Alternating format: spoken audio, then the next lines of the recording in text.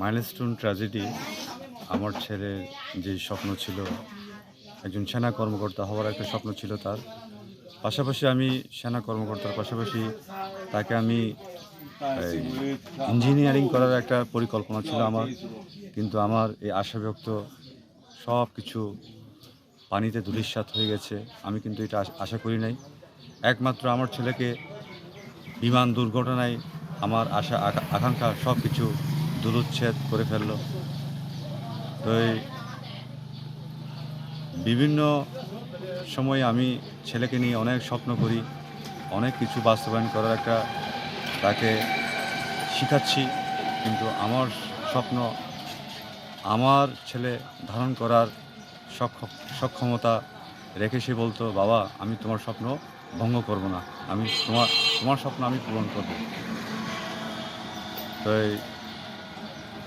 আমরা লাস্টটা যখন নিয়ে আসছি ঢাকার থেকে ওই রাজস্থলী বাংলাহালের উদ্দেশ্যে, তখন কিন্তু রাস্তাঘাটের মধ্যে আমাদের কোনো সমস্যা হয় নাই।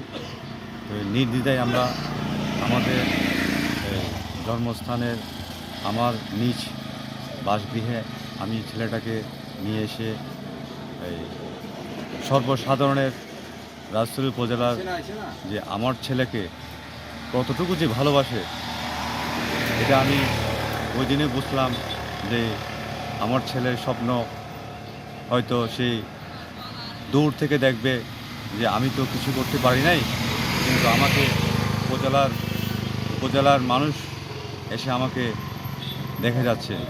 আর বিশেষ করে আমি বলতে চাই, আমি কিন্তু একজন বৌদ্ধ ধর্মের অবলম্বী একজন নাগরিক হয়েও তারপরেও আমার পাশে ধর্ম বর্ণ নির্বিশেষে যে বিভিন্ন অঙ্গ সংগঠন যে লোকগুলো যে আমার কাছে এসে যে সান্ত্বনা প্রদান করেছে, সেটা কিন্তু আমি আশা করি নাই। কিন্তু আসলে আমার আশাটা পূর্ণ হয়েছে যে ওনারা আমার পাশে থেকেছেন।